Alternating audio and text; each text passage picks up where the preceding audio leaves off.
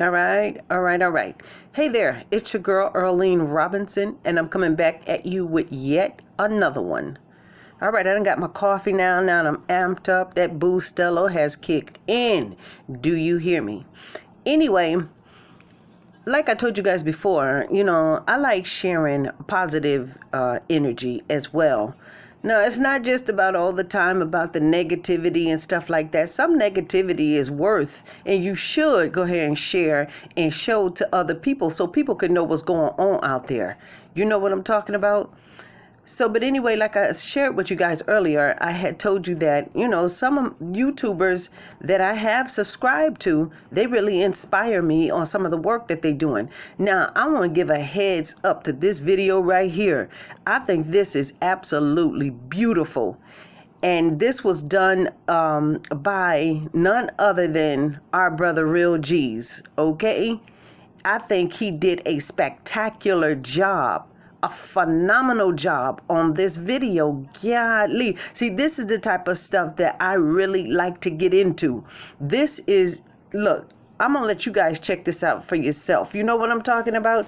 And keep an open mind now, because this is something that, like he put down here, it's a lot, it's going on a lot, and it's been going on, and really, myself, I can't see it stopping no time soon. Look, that's just only my opinion.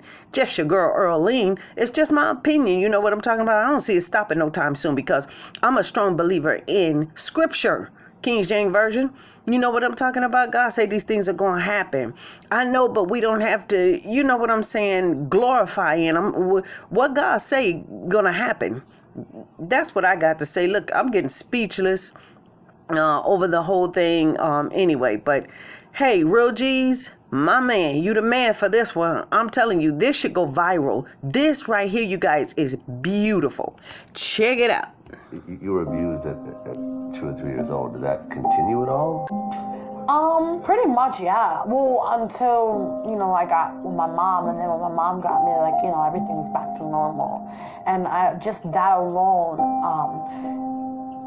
no one knew about that until I was in my early teenage years. So I never got treated for it in a sense. I was just this little girl trying to adapt back into normalness. My name is Casey Pope, and I'm a survivor of childhood molestation. When I was first molested, I was 12 years old. I went through some things with my dad.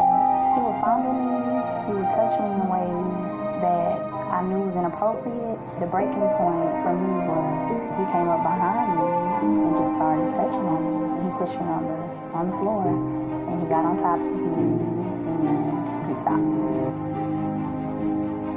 You could tell everybody that you was the first motherfucker that molested me, my big brother.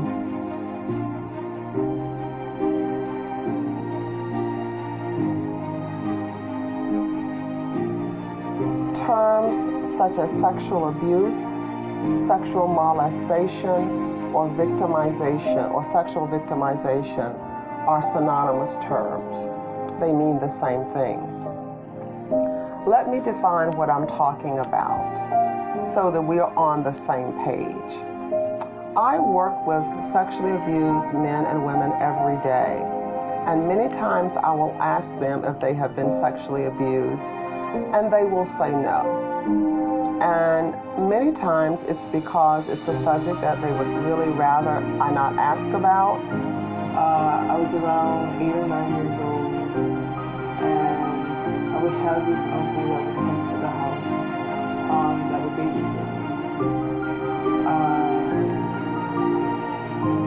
Sometimes I would sit on his lap, and there was this game that we used to play. It was just like horsey, where I would just sit on his lap and he would just bounce me off his lap. And sometimes he would just shift my position from where I was from one of his legs to in between his legs.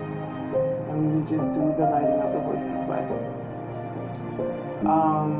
There were times whenever I was feeling sick, and he would offer to rub my stomach, and he would place his hands on my stomach and rub it for a little while. And then he would move his hands lower and lower and lower. First received the call, I was in shock. I just couldn't understand. I mean, how could someone do this? I had a guilt that all of this time it was like this was happening and I didn't know it. Molestation or sexual abuse begins over time and gradually increases. The average length of an incestuous relationship is 3 years. So it starts with something maybe as simple as doing a favor to entice the child into a position that he or she can be abused. The effects of sexual abuse are devastating and long-term. They cause depression and anxiety, post-traumatic stress disorder, destructive behaviors such as eating disorders, alcoholism. Okay, I just want to stop right here for a moment, just a minute, right quickly. Do you guys agree with that? I mean, wow, I believe it. I believe it wholeheartedly. Now, me, myself, I really can't say that I experienced that as a young girl. You know what I'm saying? Not that I can remember, I can't.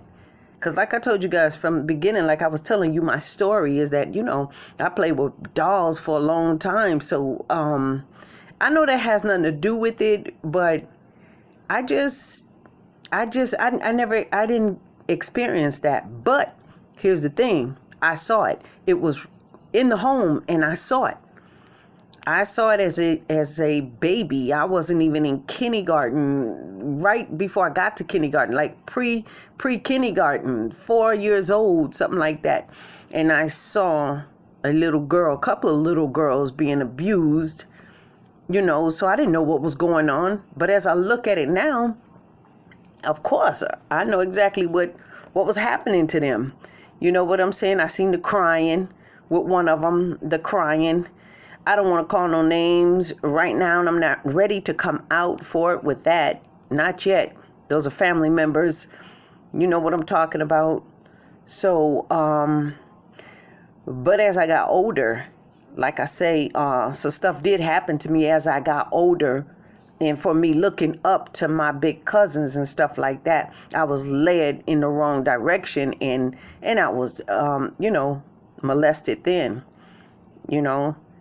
So that'll be another story. Anyway, I believe everything that they're saying. I believe it, even though, like I say, when I was a baby, I didn't go through it. Stuff like that didn't happen to me until I got bigger You know what I'm saying? And by me looking up to older family members, that's what one thing that I kept my eye on is that, okay, this is one of the older family members. Am I supposed to tell? You know? So a lot of people think just because you don't tell and stuff like that, it's you liked it. Come on, man. Come on. That's not so. But 38 years old, my God, going back to somebody that abused you, come on, that's totally different. Let's continue. But anyway, like I said, Real G's, you did it on this one. You really did it. This is beautiful. And like I say, this needs to go viral. People need to start talking about this. People need to start putting this on their platforms and talking about it. You know what I'm saying? Talk about it in your family. Sit at the table, at the dinner table on Sundays. Make a meal, mom and dad. Y'all make a meal and sit down and talk to your kids about stuff like this. Get them to open up, you know, because like I say, it could be family members that you're leaving your kids over, or either family member that's coming over to the house and babysitting or whatever else, and that are doing these wicked things to these children, and that it never leaves. It don't leave. They remember it. So again, I tip my hat off to you, Real G's. You did it, bruh. You did it right here. Let's continue. Abuse, it gets better. Prostitution, sexual promiscuity. And with the prostitution and sexual promiscuity, a person is also opened up to sexually transmitted diseases. What's good? GeoFuck Psych Perspectives. And I think it's important that we talk about this. Sexual assault and abuse. First of all, if you're on Twitter, you probably already know about this. But a 20-year-old black woman sexually molested, raped a 12-year-old black boy. And that black boy ended up contracting herpes from that 20-year-old black woman. And a lot of people have mixed views on it.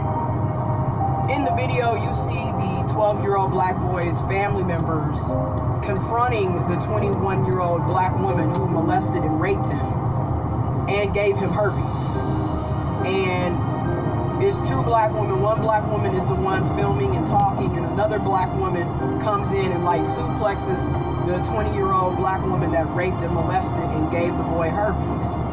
And a lot of people are like, well, some people are like, well, if that was my son and he got him some pussy from a 20-year-old woman, I'm gonna be giving him dabs, my nigga, you got some pussy. And then other people are like, what the hell, nigga, that's child molestation, that's rape. He's a 12-year-old boy. He clearly cannot consent to that type of activity with a grown 20-year-old woman. On top of the fact that he contracted herpes because of this 20-year-old woman that molested and raped him.